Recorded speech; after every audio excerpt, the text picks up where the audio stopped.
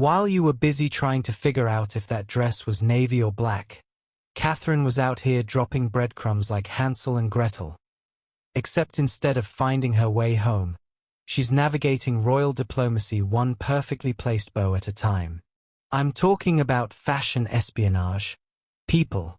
Every thread, every accessory, every bloody button is sending messages more encrypted than MI6 weekend plans.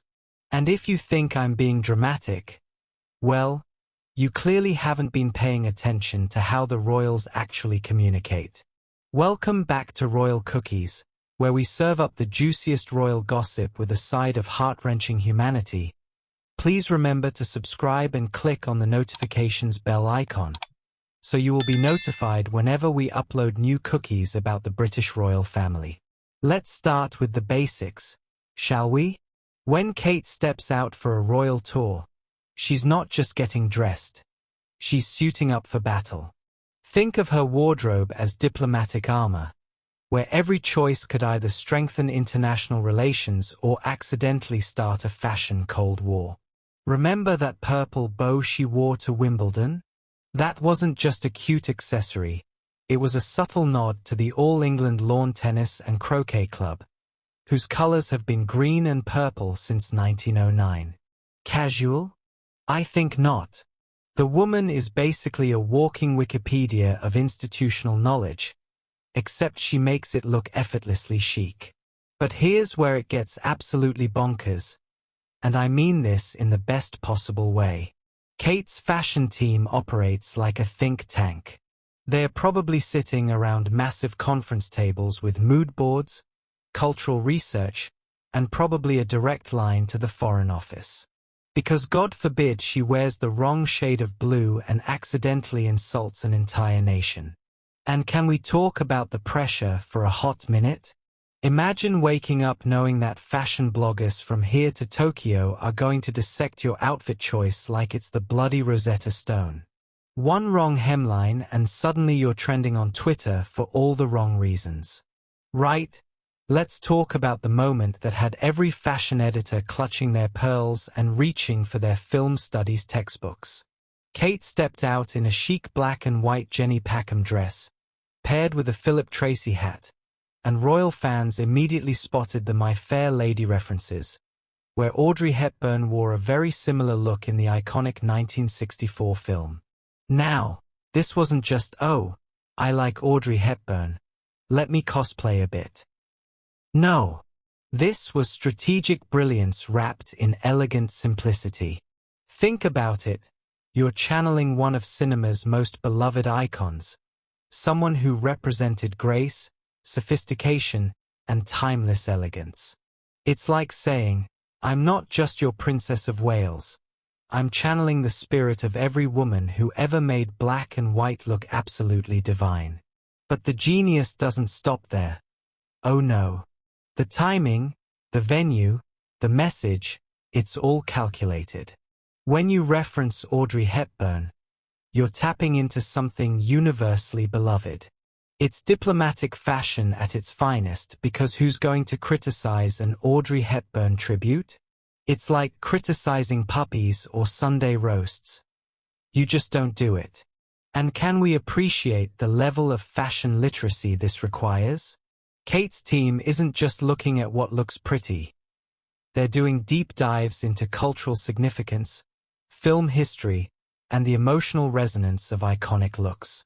It's like having a PhD in visual communication, except your thesis defense happens in front of thousands of photographers. The woman has essentially turned getting dressed into a masterclass in soft diplomacy. She's saying, look, I respect your culture, I understand your history, and I'm going to honor it through my fashion choices. Except she's doing it without saying a single word. Now, this is where Kate's fashion strategy gets properly impressive. And I mean this with the utmost respect and admiration. During her cancer treatment, Kate wore a chemotherapy port and made several changes to her dresses to subtly disguise the medical device implanted in her chest. Let that sink in for a moment. While dealing with one of life's most challenging battles, She was still thinking about how to maintain her royal duties and public image without compromising her health or privacy. It's like being a secret agent, except instead of hiding weapons, you're concealing medical equipment behind carefully constructed necklines.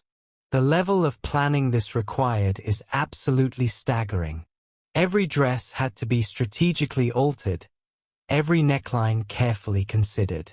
It's fashion engineering meets medical necessity meets royal protocol. Imagine explaining that brief to a designer, right? I need this to look elegant, appropriate for a state dinner, hide medical equipment, and oh, make sure it photographs well from 17 different angles. And the fact that she managed to do this so subtly that most of us didn't even notice? That's not just fashion sense. That's pure professionalism. She was literally rewriting the rulebook on how to maintain royal duties while managing personal health challenges. This proves that Kate's relationship with fashion goes way beyond looking pretty for photos. She's using clothing as a tool for privacy, dignity, and continuity. It's fashion as armor, fashion as protection, fashion as a way to control the narrative when everything else feels uncertain. All right, fashion detectives, time for some proper investigative journalism. Kate Middleton often wears the same outfits which she rotates as a working royal. These are a suit, lots of tweed, a Breton stripe top, an A-line dress, and a statement coat. Now, before you roll your eyes and think, well, duh, everyone has a uniform. Let me blow your mind with why this is absolutely genius. Catherine has essentially created the most sophisticated capsule wardrobe in royal history. Think about it. When you have a consistent style template, every variation becomes meaningful. When she chooses the suit over the A-line dress, that's a message. When she goes for tweed instead of the statement coat, that's communication. It's like having a poker face, but for fashion. Everyone knows your basic hand, so when you switch it up, people pay attention. It's psychological warfare disguised as wardrobe planning, and honestly, I'm here for it. If you're obsessed with royal strategy and environmental impact like I am, make sure you're subscribed to Royal Cookies because we're serving up the most sustainable royal content on YouTube. And remember, in a world full of fast fashion and royal scandals, sometimes the most revolutionary thing you can do is wear your values on your sleeve, preferably in a gorgeous shade of green. Sophie's proving that environmental activism isn't just about what you do, it's about who you become. Until next time, keep munching on those eco-friendly royal cookies.